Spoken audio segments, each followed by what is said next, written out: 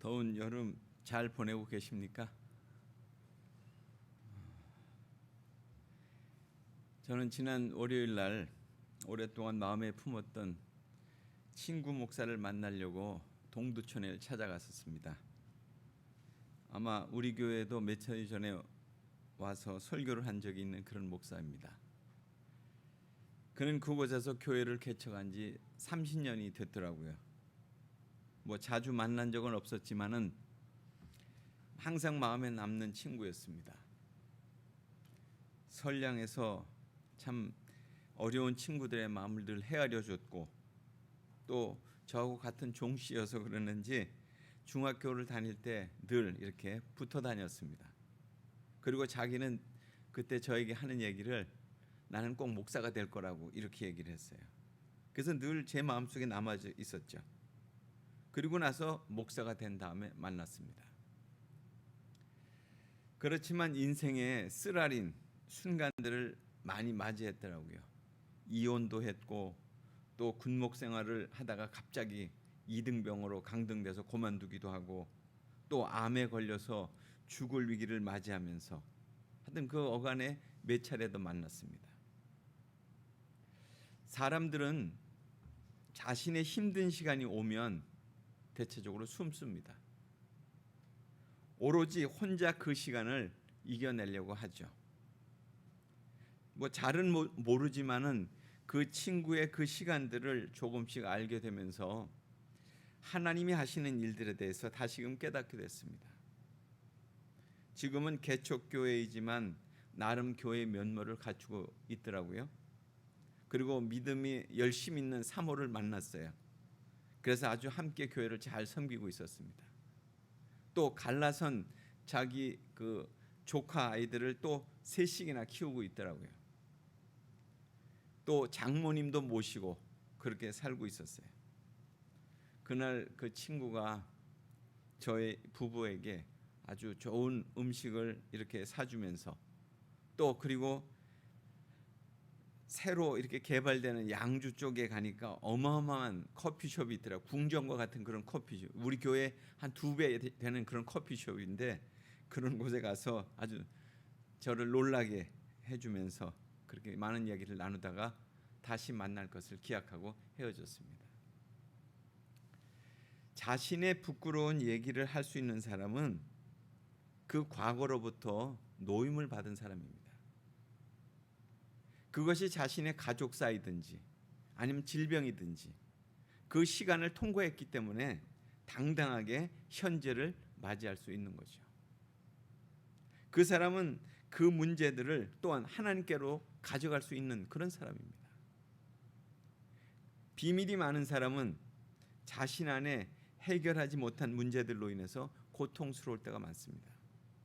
또 해결되지 않는 문제에 대해서 또 하나님께도 다 드러내지도 못합니다. 혼자 끙끙 앓는 거예요. 결국 수많은 고민과 갈등으로 힘들어하면서 인생을 살아가게 되는 것 같아요.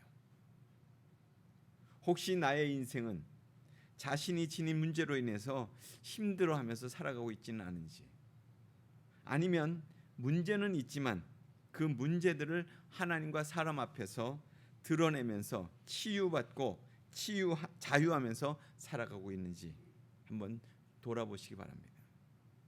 오늘의 본문은 안식일에 일어난 특별한 사건에 대한 그런 말씀이에요. 유대인들은 안식일이 되면 아무것도 하지 않는 날입니다. 먹는 것도 그 전날 준비하고, 또 자기가 가야 할 곳도 한 500m 이내로 다 한정 짓고, 또 돌에 맞게 된다면 그 돌에 맞아서 피가 흐르게 돼서 참으로 그렇게 된다면 피가 멈추게만 할 뿐이지 그것을 낫게 하는 행위는 하지 않는다는 거예요. 안식일법에 오직 율법을 준수하는 것에만 집중하고 산다는 거죠. 이처럼 안식일법을 엄하게 지키고 있을 때 한편 손 마른 사람이 회당에 들어오게 됩니다. 이 손 마른 상태는 그의 신체적인 장애가 선천적으로 있었다고 보여지지 않습니다. 후천적인 것으로 어떤 질병이나 사고로 인해서 근육이 마비돼 가지고, 그래서 그 활동력을 완전히 상실한 그런 상태를 의미하는 것 같습니다.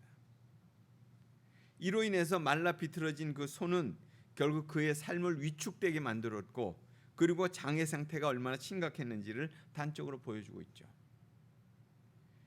이 부분에 대해서 물론 누가복음에도 나오고 있습니다. 그러나 성경이 우리를 이걸 정경이라고 얘기하는데, 정경에 포함되지 않는 성경 중에 외경이라고 있습니다. 또 정경과 좀 유사하다 그래서 위경이라고 하는 게 있는데, 외경에 히브리인들이 읽는 그 복음서에 이 내용이 나와 있어요. 이 병자는 원래 전직이 석수장이었다는 거예요. 돌 깨는 사람이었다는 거예요. 그래서 생계를 꾸려던 사람이었는데 어느 날 이제 손이 망가지면서 그렇게 됐다는 거죠. 그는 예수님을 보자 자신이 구차스럽게 구걸하지 않도록 자신의 병을 치료해 달라고 그렇게 호소했다는 거예요. 히브리 복음서에 그렇게 나와요. 그런 배경에서 오늘 본문에 이 병자의 처지가 뭐 그렇게 죽을 위기에 처해 있는 어떤 다급한 상황은 아니었습니다. 단지 본문에서 본다면 예수님께서 가르치시는 그 안식일 개념에 대해서 어떤 것인가 하는 것을 더 깊게 오늘 본문은 우리에게 조명해 주고 있는 것 같습니다. 지금 사람들은 그 상황에 대해서 예수님을 고발하기 위해서 지켜보고 있잖아요. 이 사람들은 바리새인들로서 율법을 준수하는가 안 하는가 이것만 따지는 사람들이에요. 당시 예수님은 이미 율법주의자들의 관점에서 볼 때에 비정통적인 그런 삶을 살고 있었어요. 특히 안식일 규정에 대해서 아주 매우 위험한 교훈을 지금 제시한다고 이들은 그렇게 생각했거든요. 그런데 이제 예수님이 안식일 규정을 직접 파기하기 직전에 지금 놓여져 있어요. 그래서 바리새인들은 지금 촉각을 곤두세우면서 예수님의 행동거지에 지금 주의를 집중하고 있는 거죠. 그 부분에 대해서 이 마가는, 오늘의 본문을 쓴 이 마가는 예수님의 허물을 찾으려고 눈에 빛을 내고 있던 그들의 목적의식에 대해서 뭐라고 표현하냐면 고발하려고 한다고 하는 그런 표현을 쓰고 있어요. 이는 결국 적대자들이 예수님을 고발하기 위해서 이미 작정하고 있다 하는 거예요.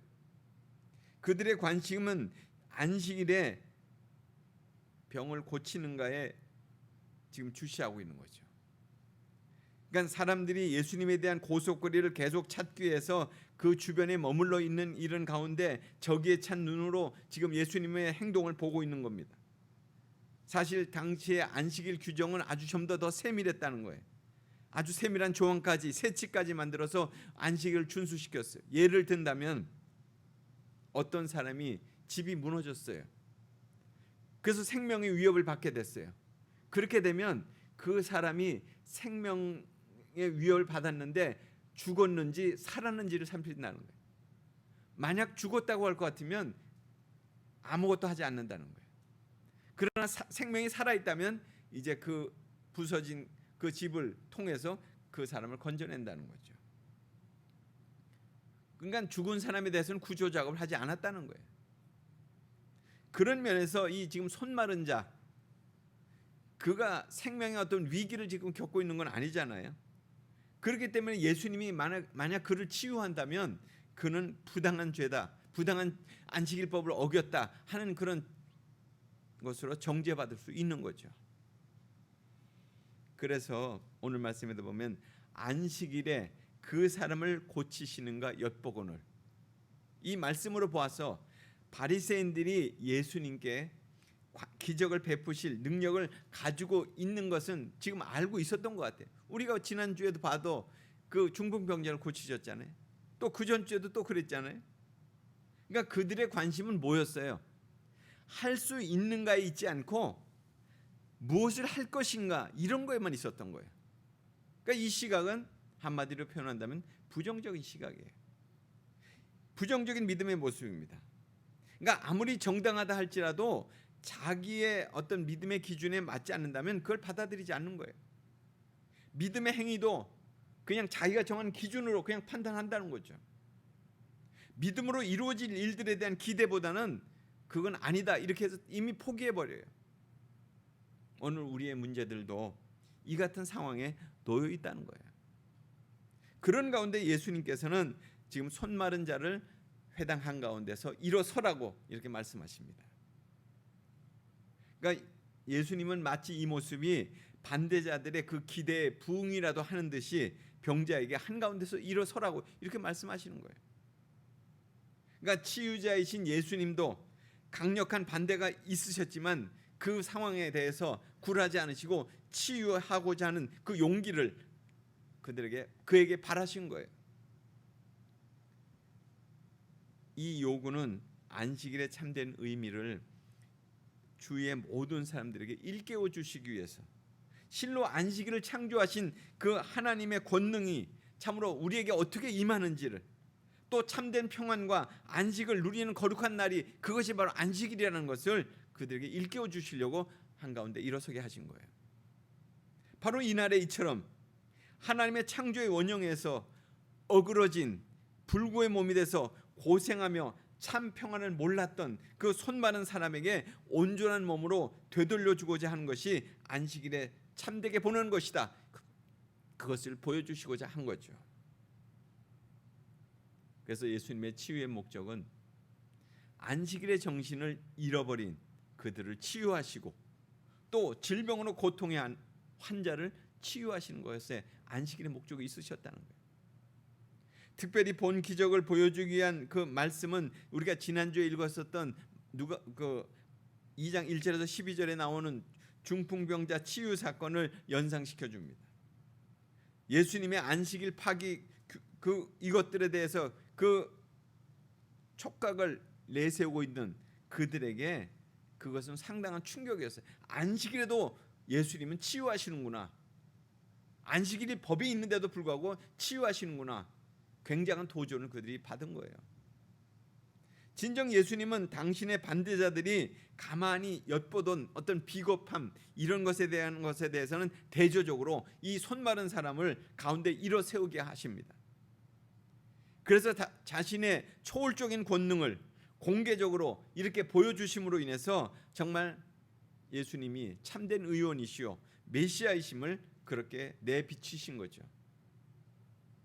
안식일에 선을 행하는 것과 악을 행하는 것, 생명을 구하는 것과 죽이는 것, 어느 것이 옳으냐? 그러니까 예수님을 고발하기 위한 그 반대자들이 촉각을 곤두세우고 있는 그들에게 이중적인 질문을 함으로써 불타오르는 적개심에 대해서 도전을 지금 하고 계시는 거예요. 이 같은 예수님의 질문은 근본적으로 결국 인간에게 무엇이 필요한가예요. 무엇이 요청되는가예요.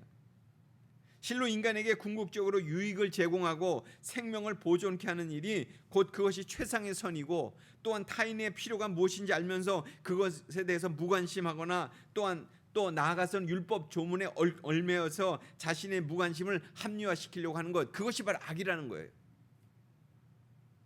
예수님께서는 다른 사람을 돕는 선한 행위를 생명을 구하는 것과 동일하게 여기셨죠. 안식일에 그러한 일이 허락될 수 있는 것이다 하는 것을 보여줄 뿐만 아니라 그러한 행동을 하지 않는 것, 생명을 죽이는 것, 이것은 악하다고 이렇게 간주하심으로써 반대자들의 의견을 훨씬 넘어서고 계시는 거예요. 이렇게 인간을 위한 열정으로 정열적으로 나서시는 그 예수님의 진지한 그 노력은 도덕적인 기준으로 판단할 사항이 아니죠. 예수님의 이 같은 노력은 왜곡된 진리를 바로잡고 인생들에게 궁극적인 그런 구원을 허락해 주시는 그런 절대적인 사랑의 행위라는 거예요. 예수님의 이 선명하고도 분명한 질문으로 그들은 사실 할 말을 잃었어요. 저희가 잠잠하거늘 할 말이 없으니까 적재자들이 적당한 답변을 하지 못한 채 머뭇거리고 있었다는 거예요. 실로 그들은 자신들이 지닌 형식주의의 어떤 율법에 확신이 없었던 거죠.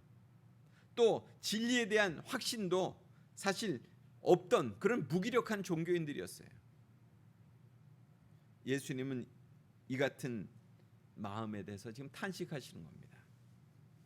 인간의 완악함으로 인해서 무지로 애끓는 심령으로 그것을 바라보시는 그 예수님의 이 같은 모습은 결국 인류를 위해서 그 죄를 대신 지시기 위해서, 죄인들을 위해서 참으로 이 땅의 아픔을 동참하시기 위해서 오시는 그런 예수님의 그 뜨거운 인간애를 우리는 여기서 또 보게 돼요.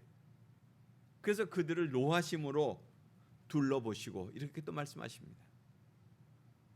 자신의 적대자들이 지닌 그릇된 마음, 죄악에 가득한 그런 눈길들을 분노로 터뜨리시면서 그 영혼에 대한 한없는 사랑으로 그들을 지금 다시금 근심해주고 계시는 거죠. 그러면서 말씀하십니다. 내 손을 내밀어라. 그가 내밀었더니 회복되었더라. 안식일에 예수님은 선을 행하시고자 하신 거예요. 그리고 병자에게 명령하셨잖아요. 즉각적으로 그 병자는 순종함으로 완전한 회복을 체험할 수 있었습니다. 오직 예수님의 말씀으로 그 모든 일들이 이루어진 것입니다. 그리고 이 말씀 속에서 본다면 말씀 앞에 순종으로 응답하는 자에게 치유의 능력이 일어났다 하는 것입니다. 바로 치유가 일어나는 순간이 바로 이 순간이었다는 거예요. 그래서 오늘 이 본문에서 일어난 이 치유의 역사, 그것은 두 번에 걸친 말씀의 순종함으로 일어나는 것을 살펴보려고 합니다. 첫째는 한가운데 일어서라 3절의 말씀입니다. 모든 이들이 지켜보는 가운데 자신의 연약한 모습을 드러내라는 거잖아요. 자신의 불편한 손을 감추고 이제까지 살았습니다. 또 사용할 수 없어서 힘들었었습니다. 사람들이 자기의 이 같은 모습을 보고 환영하지 않는다고 이렇게 생각했어요. 그런데 그런 모습을 지금 사람들 앞에 드러내는 거예요. 나는 이렇습니다. 나를 보아주십시오. 손 마른 사람이 이렇게 할 수 있었던 것은 주님의 말씀에 순종하기 위해서 일어선 거잖아요. 주님은 우리들에게도 자신의 연약한 모습을 가감없이 그렇게 드러내기를 원하신다는 거예요. 베데스다 연못가에 찾아오셨던 그 주님, 38년 된 중풍병자에게 그렇게 말씀하셨어요. 물어보셨어요. 내가 낫고자 하느냐? 그러니까 문제와 그 질병으로부터 해방되기를 원한다면 인정과 고백이 필요하다는 거예요. 인정과 고백. 우리가 찾아야 될 출구는 바로 이것이에요. 사람과 하나님 앞에 일어서는 거예요. 사람들이 어떻게 생각하든 나의 모습은 이렇습니다. 이렇게 고백하는 거예요.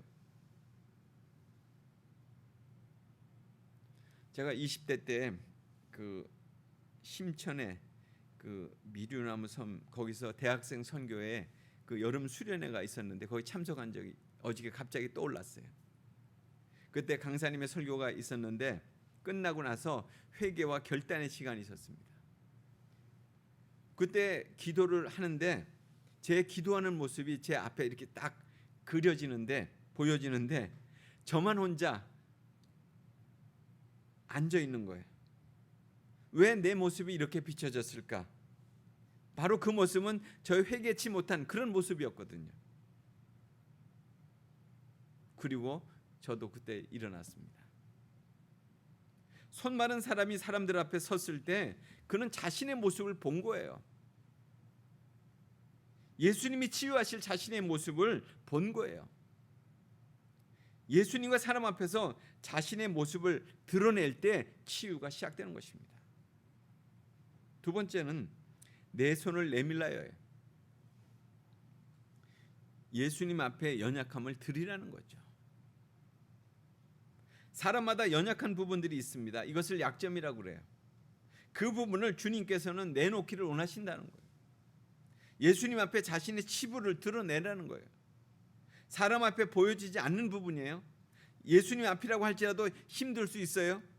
손 마른 환자에게 가장 고통스러운 순간인 거죠. 그러나 그는 그 부분을 예수님께 보여드렸어요. 내밀었잖아요. 예수님께. 예수님이 보실 것이다 하고 그렇게 내밀었어요. 손 마른 사람은 예수님의 치유해 주실 것을 믿었기 때문에 당시 율법으로는 손을 내밀어서는 안 되는 거잖아요. 치료가 되어도 자신은 바리새파 사람들에게 아마 질타를 받을 거예요. 그걸 각오하고 지금 내밀은 거예요. 주님이 치료하신다는 그 믿음을 가지고 병든 손을 내밀었습니다. 우리가 주님께 손을 내밀면 주님은 우리의 손을 치료하십니다. 우리의 연약함을 주님께 올려드린다면 주님은 우리의 연약함을 치유해 주실 것입니다. 우리는 문제와 질병을 두려워해요. 또 얼마 남지 않은 인생에 대해서 애착을 가집니다. 그렇다면 나의 염려와 근심으로 나의 인생을, 내 생명을 연장시킬 수 있는 것입니까? 이제는 주님께 나의 일생을 맡기시기 바랍니다. 지난 한 주간을 보내면서 기억에 남는 한 분이 계시는데 그분은 치료기를 개발한 회장님이셨어요.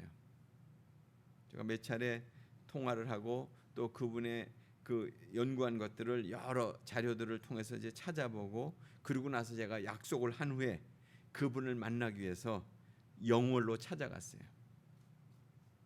그분과 처음 만남이지만은 아주 반갑게, 그 공장 전체가 다 휴무였어요.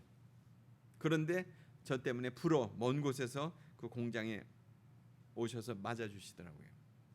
그러면서 자기의 삶의 여정을 이렇게 쭉 얘기를 해주셨습니다.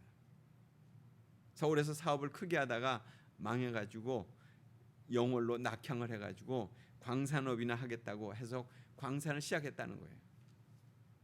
그런데 그 자기가 광산 거기에서 특별한 자기 아들이 이제 광물학과를 나왔는데 그 광물의 특별함을 발견하게 되면서 그 광물질로 인해서 의료 체험기를 여러 종류를 자기가 개발하게 됐다는 거죠. 그리고 29년간 그 사업을 하면서 수많은 사람들에게 치료의 길을 이렇게 소개하면서 도움을 줬다는 거죠. 제가 그래서 그분에게 종교가 뭐냐고 물어봤어요. 제가 목사라고는 얘기는 안 했거든요. 그랬더니 자기 카톨릭 신자라는 거예요. 나이는 80세인데 자신의 사역을 아주 확신 있게 소개함으로써 아주 마음에 울리는 그런 얘기를 했어요. 자기가 아마 서울에서 사업을 했다면 이미 병들어서 이 나이까지 살지도 못하고 죽었을 거라고. 그런데 이렇게 자기에게 이렇게 길이 열려서 이런 일들을 하게 됐는데 자기 인생 이렇게 끝까지 남을 도울 수 있는 그런 일을 하게 된 것이 얼마나 감사한다고 모르는.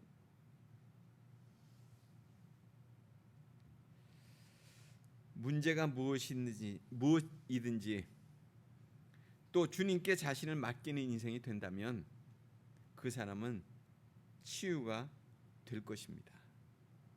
또 어떤 방법이든지 어떤 도구든지 주님이 치유하실 것이라는 그 믿음이 있다면 그는 소생할 수 있어요. 그러기 위해서는 연약함을 지녔지만 하나님과 사람 앞에 서는 용기가 필요해요. 주님, 내가 여기 이렇게 서 있습니다. 나의 연약함을 돌보시옵소서. 주님은 그러면 반드시 말씀하실 거예요. 그러면 병든 내 손을 이렇게 내밀라고 이렇게 말씀하실 거예요. 그리고 그분이 치료해 주실 거예요. 그런 은혜가 여러분 모두에게 믿음으로 임하게 되기를 간절히 기도합니다. 같이 기도하겠습니다. 하나님 아버지, 감사드립니다. 우리가 이 땅에 사는 동안 참 문제와 아픔과 고통 속에 있을 때가 많지만 그럴 때마다 주님 앞에 나의 연약함을 내어놓고 또 주님의 치료하심을 믿고 나의 그 모든 것들을 드릴 수 있게 해주시옵소서. 그래서 주님이 치료하시는 그 놀라운 은혜를 우리로 경험할 수 있는 은총을 베푸시옵소서. 모든 것을 주님께 의탁하고 예수님 이름으로 기도드리옵나이다. 아멘.